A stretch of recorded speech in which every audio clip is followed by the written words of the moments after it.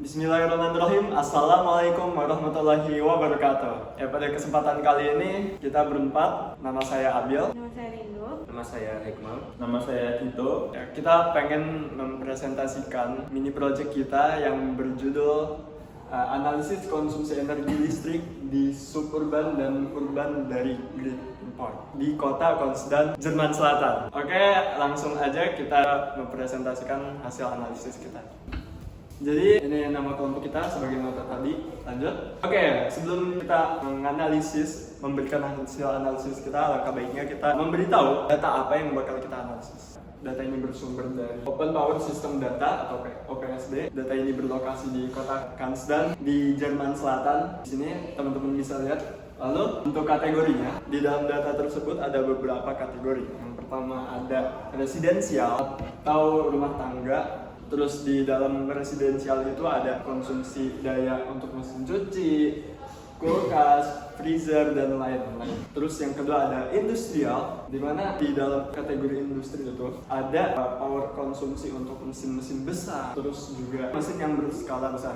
Terus yang ketiga ada public atau fasilitas umum. Di kategori public ini terdapat konsumsi daya yang ada di gedung-gedung dan juga perkantoran. Itu untuk kategori. Selanjutnya untuk periode. Data ini periodenya diambil dimulai pada tanggal 11 Desember tahun 2014 jam 5, lalu berakhir pada 1 Mei 2019 jam 10 malam.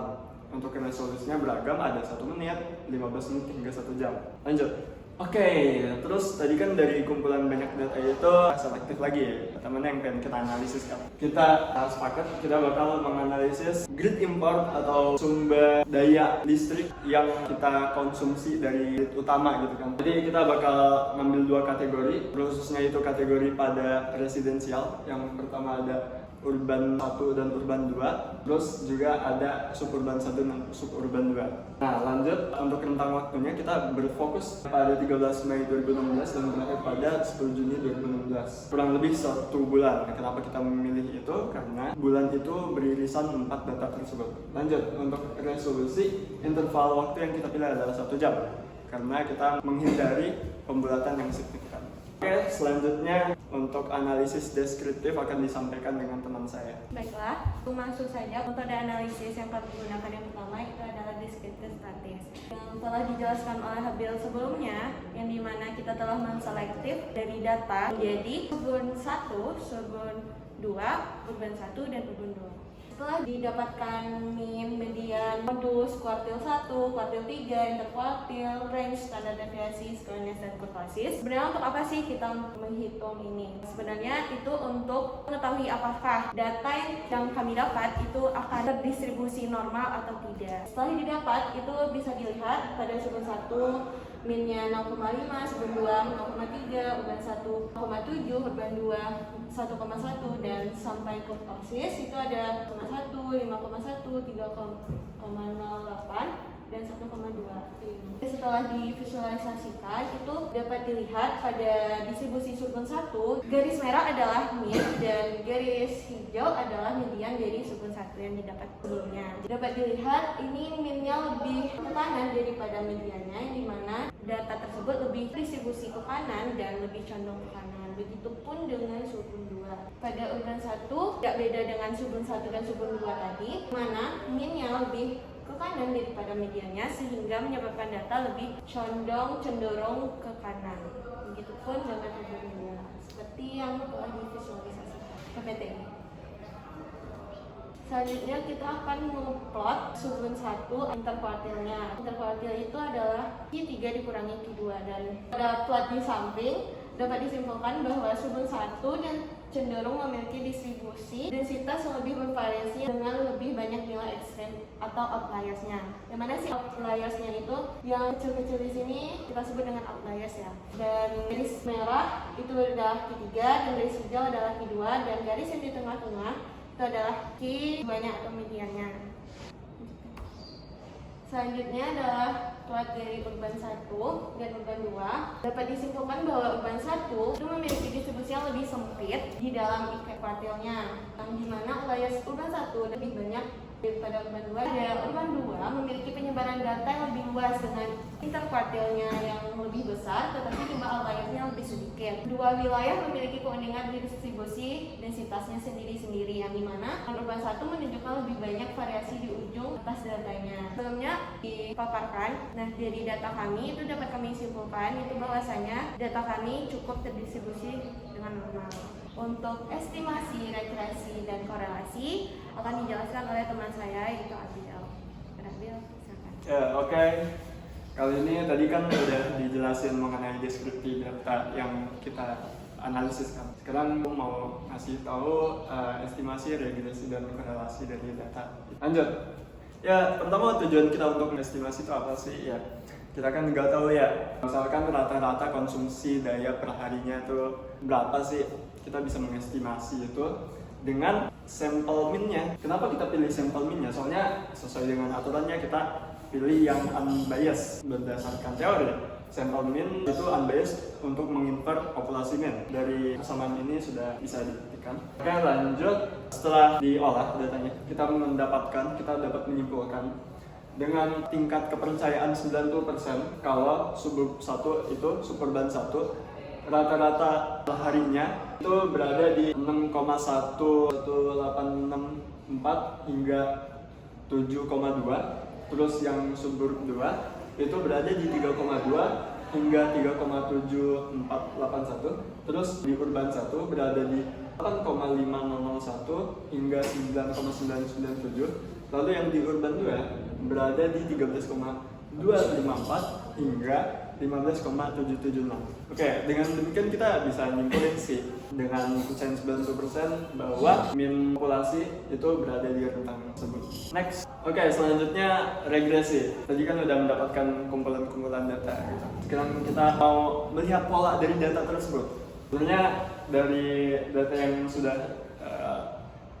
ditunjukkan di sini, teman-teman udah bisa menyimpulkan sendiri bahwa regresi ini sangat fit atau sangat cocok buat regresi linear. Setelah kita olah, kita mendapat persamaan regresi linearnya sebagai berikut. Lalu dengan regresi ini kita bukan hanya melihat pola saja, kita juga bisa memprediksi apa yang akan terjadi setelah ini, atau kita juga memprediksi pada hari sekian power konsumsinya berapa. Oke, terus di regresi itu kita biar bisa melihat modelnya itu fit sama data kita itu dengan kita menghitung standar error of estimasi. Bisa teman-teman lihat juga bahwa standar error of estimasi itu 0,1, 0,0, ya pokoknya 0, lah. Itu berarti menunjukkan bahwa sangat sangat fit gitu. Sangat bisa dimodelkan untuk regresi linear tersebut. Oke, selanjutnya itu korelasi. Nah, fungsinya kita buat korelasi data kita itu biar tahu di jam sekian apakah kegiatan di urban dan di suburban apakah beda, apakah di malam hari kegiatannya yang di urban 1 konsumsi dayanya rendah atau malah di urban 2 lebih tinggi gitu kan. Kita bisa melihat dari koefisien korelasi yang kita analisis. Berdasarkan analisis kita mendapatkan korelasi heat map yang sudah dipaparkan di depan bahwa nilai R-nya itu sama-sama semuanya itu 1. Gimana maksudnya? Mendekati 1 atau 1 itu berarti yang satunya naik, variabel yang satunya juga naik gitu. Berarti korelasi antar dua residensial itu sangat kuat gitu. Yang satunya naik berarti yang satunya juga naik. Terus bukan hanya itu, kalau misalkan ini terdapat 0 berarti nggak ada korelasi. Terus kalau misalkan min 1 itu berarti korelasinya kuat, tapi yang satunya naik, yang satunya turun. Oke, sekian dari korelasi, estimasi, dan regresi. Selanjutnya hipotesis testing yang akan disampaikan dengan teman saya, Dito. Baik, di sini saya akan menjelaskan tentang hipotesis testing terhadap data yang kami uji.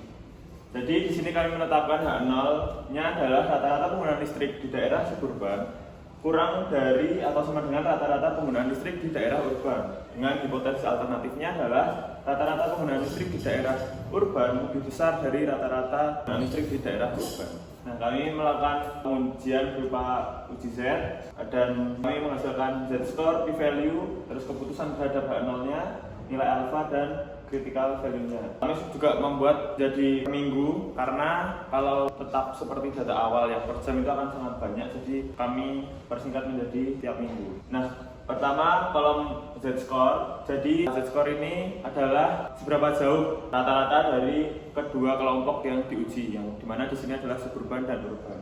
Nah, di sini menunjukkan bahwa semuanya hasilnya adalah negatif, yang dimana memang rata-rata penggunaan di daerah suburban itu jauh lebih kecil daripada penggunaan di daerah urban. Kemudian ada p-value. P-value-nya juga menunjukkan nilai yang tinggi, yaitu 1 atau mendekati 1, menunjukkan bahwa tidak ada cukup bukti untuk menolak H0 pada tingkat signifikansi atau alfa yang ditetapkan yaitu 0,05. Kemudian kolom reject H0 atau keputusan terhadap H0-nya semua berisi false karena memang dari p-value dan z-score-nya semua data di setiap minggu tidak ada bukti bahwa kita bisa menolak H0-nya. Kemudian ada critical value yang menunjukkan ini adalah batas z-score di mana kita memutuskan untuk menerima atau menolak hipotesis nolnya. Jadi dapat disimpulkan dari data yang kami uji ini, memang penggunaan rata-rata di daerah suburban itu lebih kecil atau sama dengan rata penggunaan listrik di daerah urban. Jadi kita tidak menolak H0. Sekian hipotesis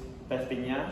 Selanjutnya ada analisis of variance atau ANOVA yang akan disampaikan oleh Hikmah. Baik, langsung saja ke metode analisis yang terakhir, yaitu analisis of variance atau ANOVA. Next. Nah, sebelum itu mungkin dijelaskan dulu ANOVA ini untuk apa. Jadi ANOVA itu akan membandingkan mean antar tiap grup. Nah, grup yang sesuai sebelumnya kan udah jelaskan kalau ada 4 grup tuh. Jadi ada subur 1, subur 2, urban 1, dan urban 2. Nah, jadi akan digunakan formula-formula di sini untuk membandingkannya. Nah, yang pertama kita harus melakukan F-test. Untuk F-test sendiri rumusnya adalah variance between dibagi variance within. Nah, selanjutnya ada degree of freedom 1 dan degree of freedom 2. Jadi untuk degree of freedom 1 itu cuman K dikurang 1. Lalu yang DF2 itu adalah T, yaitu jumlah pengambilan data dikurangi K. Selanjutnya ada rumus variance between juga sama rumus variance within. Nah, untuk ujinya kita akan menguji H0 yaitu M1 sama dengan M2 sama dengan M3 dan sama dengan M4. Sedangkan untuk H1 nya atau H alternatifnya adalah tidak semua min populasinya setara. Next. Jadi bisa dilihat juga dari di atas bagian kanan. Nah, di situ ada min subur 1, 2, dan urban 1, 2 juga dari statistik deskriptif sebelumnya. Jadi kita akan membutuhkan min dari min tiap grup. Jadi di antara min itu akan di minkan lagi. Itu jadi 0,664,526. Selanjutnya di atas bagian kiri ya, itu ada sum. Nah, D1 kuadrat, D1, D2 kuadrat, dan seterusnya itu adalah yang dibutuhkan untuk mencari variance within. Jadi untuk hasilnya adalah ini. Lalu selanjutnya akan ada degree of freedom-nya. Jadi yang untuk degree of freedom pertama adalah 4 dikurang 1 karena grupnya sendiri adalah 4. Jadi dari 4 grup kita dikurang 1 sama 3. Sedangkan yang DF2 yaitu adalah T, jadi jumlah pengambilan datanya adalah 672 dikali 4 yaitu 4 total grupnya, lalu dikurangi 4 dengan 2684. Selanjutnya yang di bawah bagian kanan, di sini ada confidence intervalnya 0,05 untuk F1 dan F2. Terus di sini ada screenshot untuk F table. Nah, jadi karena kita F1 nya adalah 3 dan DF2-nya udah melebihi 120, karena kalau lebih dari 120 kan dia bakal konvergen di 2,6. Jadi critical value yang akan kita gunakan untuk F-test adalah 2,6. Selanjutnya ada data sebelumnya yang udah diolah dijadikan variance juga. Nah, terus ada perhitungan variance antar grup atau variance between group yaitu 0,114,616. Dan selanjutnya ada variance dalam grup yang menggunakan D kuadrat ini yaitu 0,623,717. Nah, setelah itu kan akan di tes F-testnya, jadi bakal variance between group dibagi variance within group, dan hasilnya sendiri ternyata adalah 0,24185. Nah, untuk kesimpulannya berarti tidak ada cukup bukti untuk menolak H0. Otomatis kita akan mengakses H0 karena lebih kecil dari dibanding critical value kita yaitu 2,6. Nah sebenarnya juga hasil ini di luar hitungan saya karena awalnya harapan saya akan menolak H0 karena kalau dilihat juga kan dari MIP-nya cukup jauh ya sama 0,3, 1,1. Cuma ujung-ujungnya juga saya baru sadar kalau ternyata memang ini akibat dari data yang kami gunakan. Nah, data yang kami gunakan kan dalam bentuk kWh. Jadi kilowatt hour tuh karena faktor 1000 otomatis min-nya cukup kecil ya, 0, 1. Jadi kalau misalkan udah dikuadratin itu nggak bakal ngasih gap yang signifikan. Misalkan aja nih kalau faktornya bukan 1000, bukan kilo, yaitu hekto, let's say kayak faktor 100. Nah, mungkin akan didapatkan kalau H0-nya itu akan kita reject. Ya, jadi kesimpulannya itu saja untuk ANOVA. Oke, sekian dari kelompok kami. Mohon maaf kalau ada salah ucap dan salah kata. Kurang lebihnya mohon maaf. Assalamualaikum warahmatullahi wabarakatuh.